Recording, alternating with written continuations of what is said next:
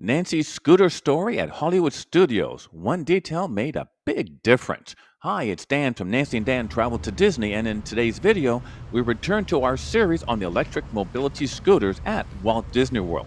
In today's video, we show a more experienced scooter driver, Nancy, on her second day on the doctor prescribed mobility scooter at the Disney parks, including a couple of unique things related to mobility scooters at Disney Hollywood Studios. In this video, we show you two different options on how to get on and off the Disney transportation bus in case you missed it from our previous videos. Managing once again the constant rain we encountered.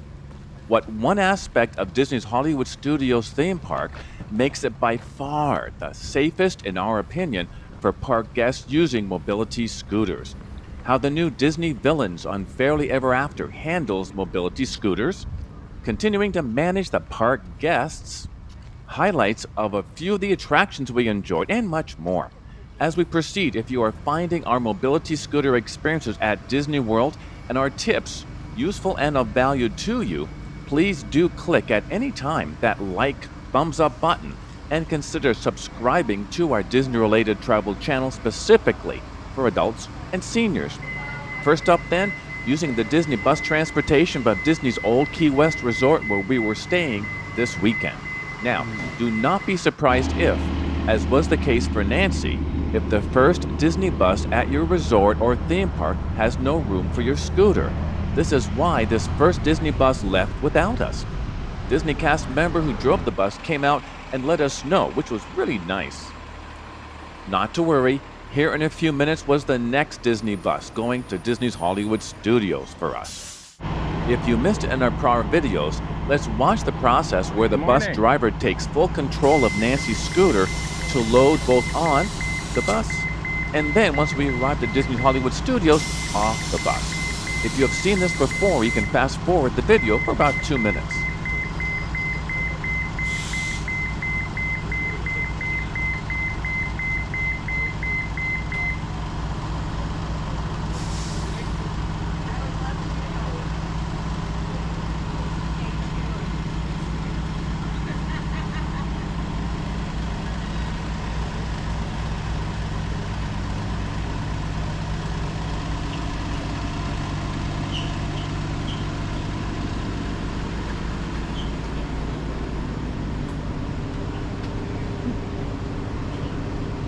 You do it like a pro, like it's not your first time.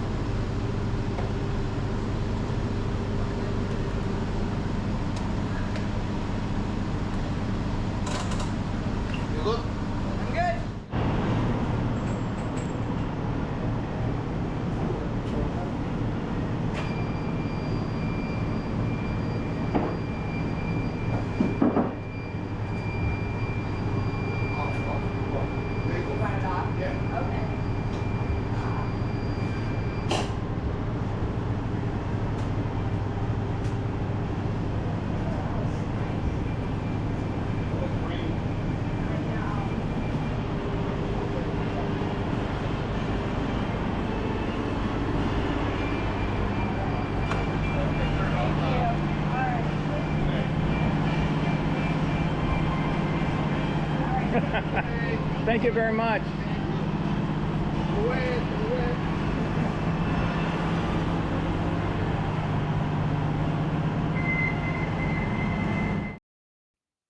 This cast member was really nice. Upon arriving at Disney's Hollywood Studios, the cast member gave Nancy 2 Disney bus cards as you see here.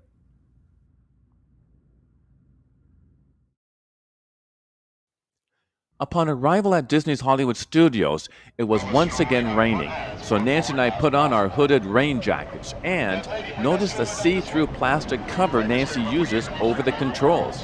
This was simply a clear rain poncho we had brought with us. Many members of the Disney for Seniors Facebook group also recommend using one of those plastic see-through shower caps that many hotels provide guests. Past security and park admission check, off we go down Hollywood Boulevard to our first attraction of the day, Toy Story Mania. For us, Nancy decided to park her mobility scooter before entering the attraction. You can see all of the child carriages here also covered up from the rain.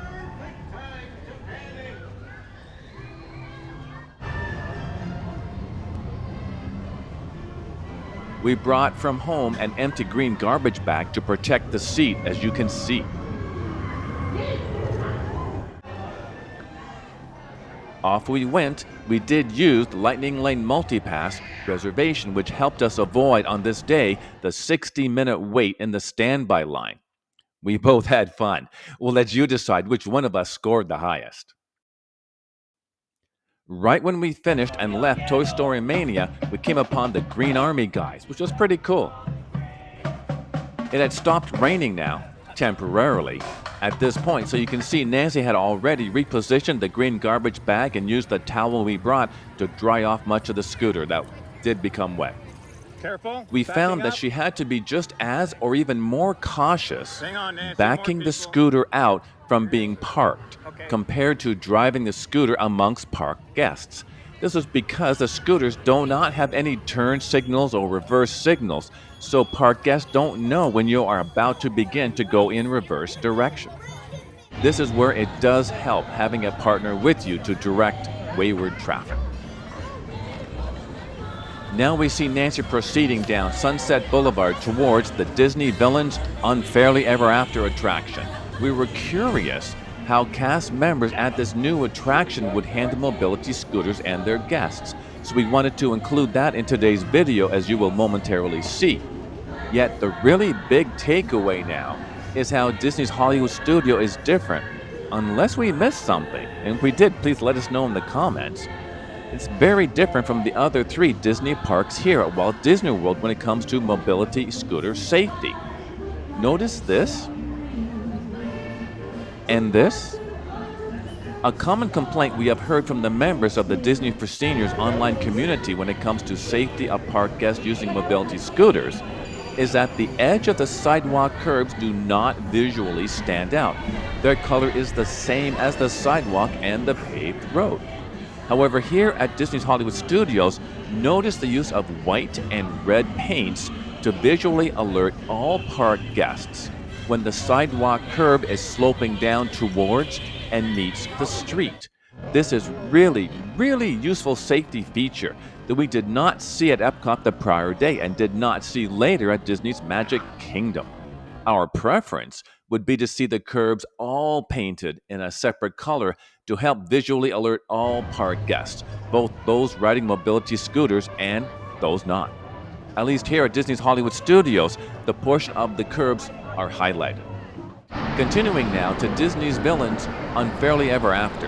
As we approached the standby line, Thank you. the cast member asked if Nancy could or wanted to leave her scooter and sit with me on the seats provided for all guests. This is what we did.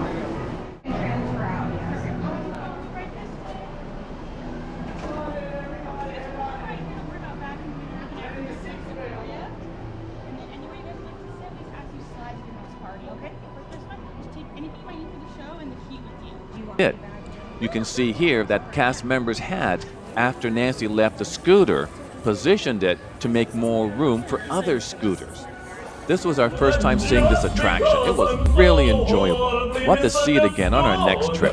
Do you not realize what a benevolent captain, like myself, can offer you? Freedom, wealth, glory, and above all, never growing up. Next, time for lunch at 50's Primetime Cafe across from Echo Lake.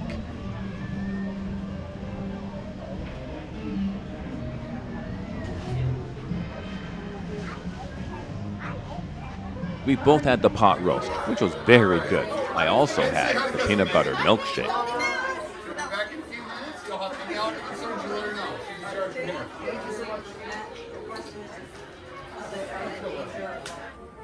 After lunch, time for a couple more attractions. First up was the Twilight Zone Tower of Terror.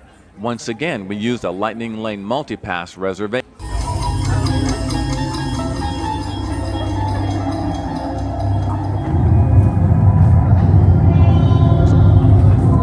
This was a reminder, too, if there is even a chance of rain, to cover up your scooter. We are glad we did when we came out of the attraction. Next for us was Mickey and Minnie's Runaway Railway. Nancy was really glad she had the mobility scooter since it eliminated for her all the walking back and forth from one attraction to the next on her still healing foot.